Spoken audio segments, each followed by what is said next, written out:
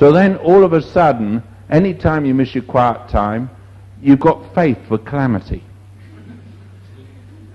You know that you better not ask for roast potatoes that day, that you wear boots instead of shoes, that, you know, and you begin to get a life of fear, don't you? And your whole mind's trapped in the fears, and you don't understand where the fears have come from, and it's a spirit of bondage you've got. Because suddenly the devil's convinced you, see, God got at you there.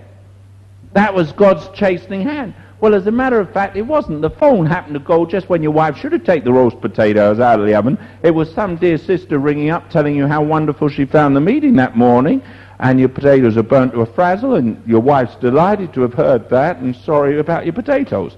The soul fell off because, you know, it got damp, and that was the way it was. It came unstuck, and, you know, well, you can't keep a soul forever, can you?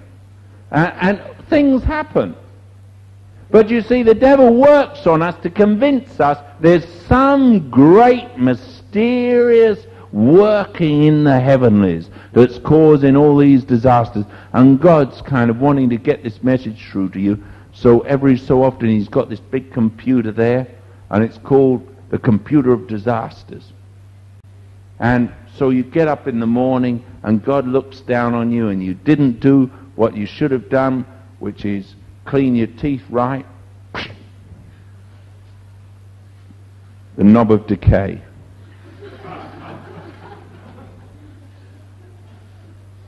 You go out and you're late. You should have got up 10 minutes earlier. The key of harassment. Everything's going to go wrong today. I know if only I'd had my quiet time, it wouldn't go wrong. Then you race into the office, and he's going to give you the key of panic.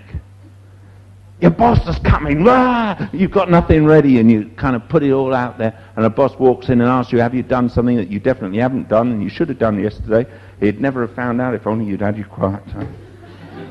And by the time you go home, God's pressed so many knobs on this computer upstairs that you're kind of going in jerks, and you think, I'm home at last. Let me get up to the bedroom, and you fall down by your bed. Oh, God, it's been terrible.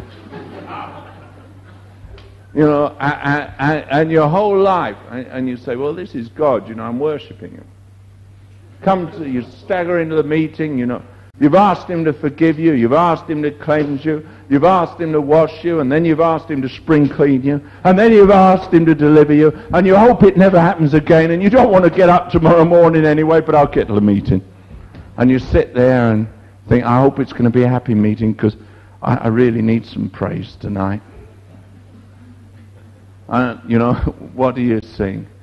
Turn back, O man, forswear thy foolish ways, or something. And you think, oh God, you know, what is it? And your whole life becomes a life of misery. And you've got this image that there's a God up there who's trying to get a message through to you, but you're too stupid to understand it anyway. And if you did understand it, you wouldn't do what you should do anyway. And God's going to grind you and grind you, because haven't you read the wheels of God grind slowly and exceeding small? And oh God, what is it you're saying as you carry your 50-ton weight on your back? And I really do love God, but oh dear, why didn't he give me an easy time? Now you've laughed, but I tell you, that's really what goes on in a lot of minds. And he's not a bit like that. What you haven't perceived is you're in a battlefield, and there's a devil who wants to make you believe that's the way God is.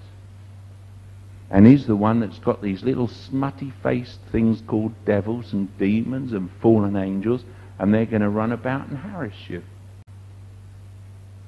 And they're going to do everything they can to bring your spirit into a bondage of fear and convince you that God's up there as a big, austere, hard father about to beat the living daylights out of you. If you just step half an inch off the boundary, whang, a thunderbolt comes, and it's a wonder it didn't split you in two. Instead it knocked the sole off your shoe. And you thank God for that. You know, you got away with that. And, you know, you think it really does go on like that in people's minds, you know. And here's Job. And God says, you know, Job's upright. Look at it. Let's go back.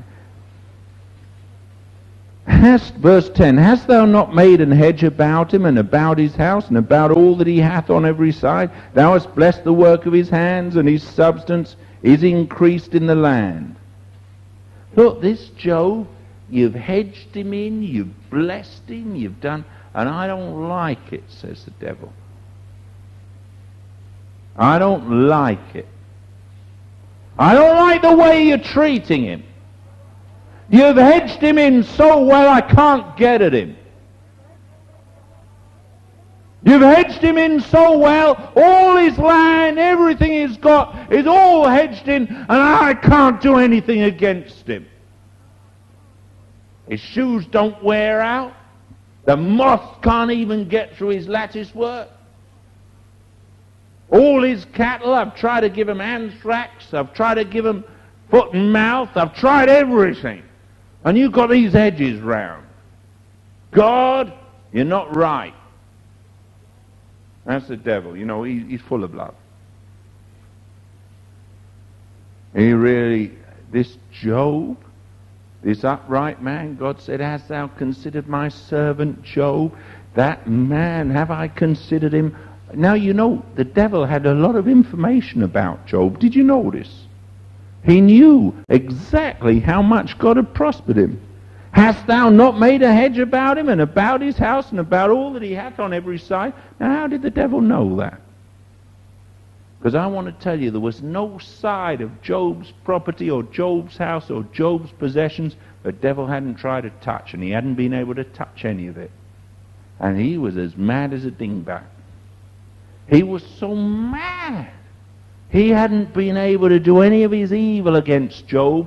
And oh, that man Job, he went out on the earth and he wandered around, and he could harass, he could hurt, he could wound, he could afflict, he could get men to curse God, he could get men to blame God. But this fellow Job, he didn't stand a chance. He couldn't even get near him. He tried going from the top, going from the bottom, he tried going in at the sides. And in the end he has to come up to heaven, and he waits his chance, sitting there amongst the sons of men just waiting. And God says, have you considered my... Yeah, he has. I considered him.